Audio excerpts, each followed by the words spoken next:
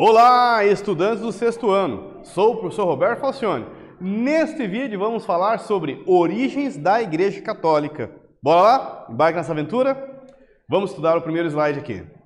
Compreender a importância da Igreja Católica na Idade Média. Bom, importante do latim medieval. O latim é a língua de origem romana, da Roma Antiga, e permaneceu sendo a língua utilizada, a principal utilizada, ou melhor, a referência dos textos e livros sagrados, os textos sagrados e do livro sagrado, a Bíblia, durante a Idade Média.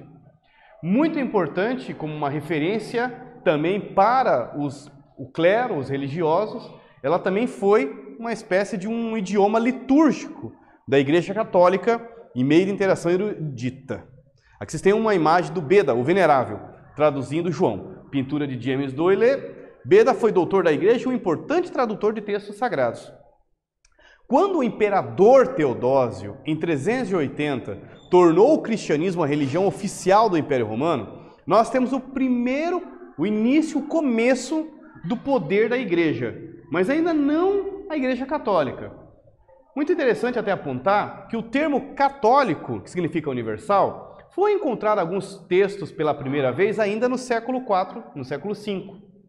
Mas a origem do termo Igreja Católica Apostólica Romana está mais ligada a partir do século XI, depois de 1086, depois do chamado Cisma do Oriente, a primeira divisão da cristandade, quando o Império Bizantino fundou, então, a Igreja Ortodoxa Grega, e os reinos cristãos do lado ocidental criaram a chamada Igreja Católica Apostólica Romana, por várias divergências, inclusive a sede do papado, questões relacionadas inclusive à filosofia, a filosofia romana ou a filosofia grega, e até mesmo questões relacionadas à política do Império Bizantino.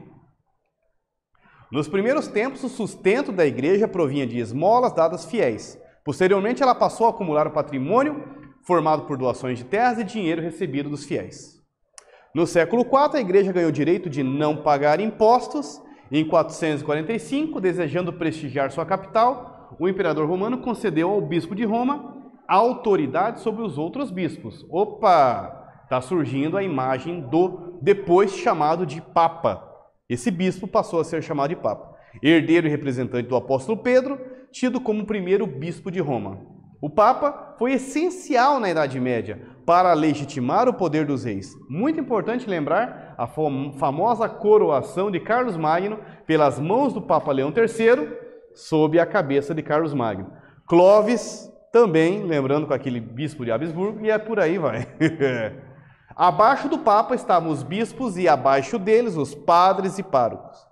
Os padres, bispos e o Papa estavam em contato direto com o mundo.